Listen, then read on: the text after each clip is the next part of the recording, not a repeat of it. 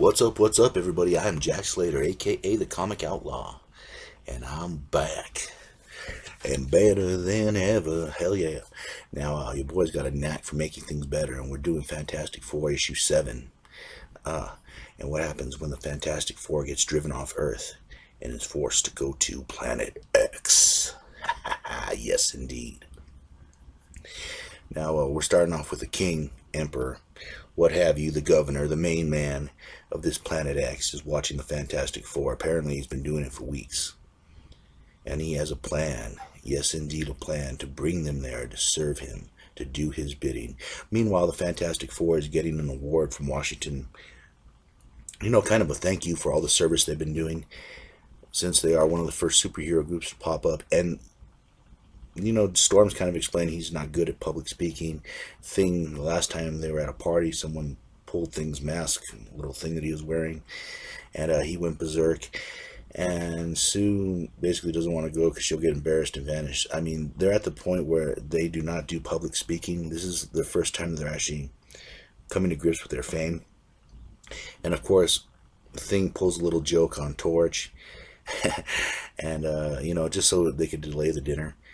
And Reed Richards, of course, tells him that he's working on an experimental rocket fuel, and like he really needs any other stuff to work on. But anyways, they get the call in just as the ship is passing into Earth, and they do spot it. And the Fantastic Four is cruising on this fantastic car, heading off to Washington. Meanwhile, that ship that they spot lands, and this big metal guy, and he looks like the robot from the original Day Stood Still. Highly recommend that movie. Classic sci-fi. And the fantastic car, of course, lands. They're in Washington. They're trying to be gracious. They're trying to accept this award and, trying to get some good press for their group. As the ship is cruising around, you begin to see the insidious plot that this robot is planning. He has this device that sets out like a sound wave, and it makes people go violent. And just like waiting in line at Walmart or the first of the month at the post office, everyone's going nuts. Fighting ensues. Everyone wants to kill the Fantastic Four. Of course, Johnny escapes by turning into flame and flying away. Sue turns invisible, and Reed just kind of stretches himself out of that situation. And good old blue-eyed Benjamin J. Grimm pulls up one of the metal walls and hides behind it. There's no substitute for super strength, y'all. Yeah. Anyways, Thing busts out of the floor as the rest of the Fantastic Four get into the fantastic car. Reed lends Thing a hand. They get in the car, and that ship is following them. And of course, Reed is trying to lose them, but eventually he just stops to find out what this creature wants. And you're going to find that Reed's curiosity ends up screwing them as much as it helps them. I'm going to be throwing that out because later on it's going to come into play. And other issues. But anyways, the robot brings them to his ship. He starts explaining what's going on. Reed is enamored by the view screen, of course. Any new gadget for Thing. Mr. Fantastic. And the robot goes on to explain that there's nowhere on Earth that'll be safe until they help his master out. They will continue to hunt the Fantastic Four, no matter where they go. So it kind of puts them in a situation where they have to help. And backing Reed into a corner is never a good thing. I mean, he seems weak, but he's not. You back that man into a corner, he is going to find a way out. And not only find a way out, he's going to find a way to turn it on you. Anyways, they go down this anti-gravity kind of elevator, and I love how Thing just throws Johnny Storm over to make sure that it works, And they go drifting down. I think this is pretty cool.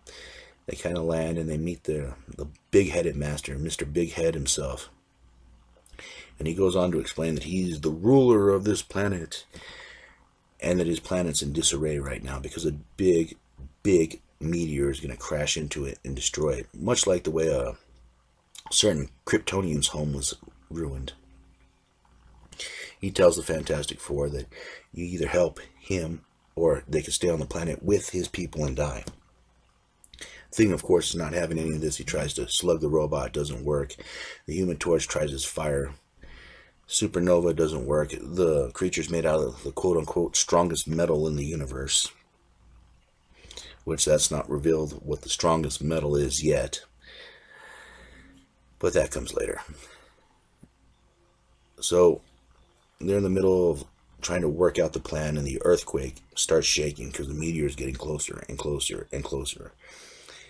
And so Reed tells him, take me to a lab. And Reed starts crafting a plan. And he starts building a ship. And he starts also building a special kind of gas.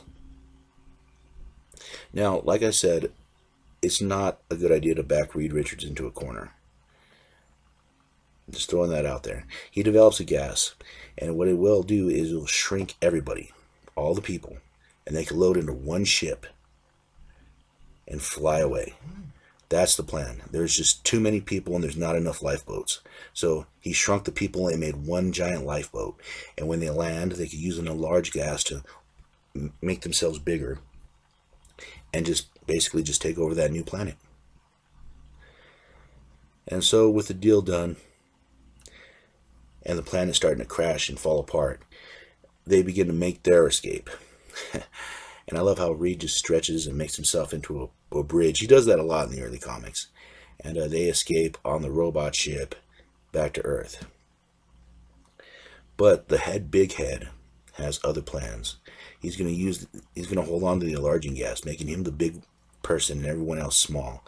But in his delusions, he gets left behind.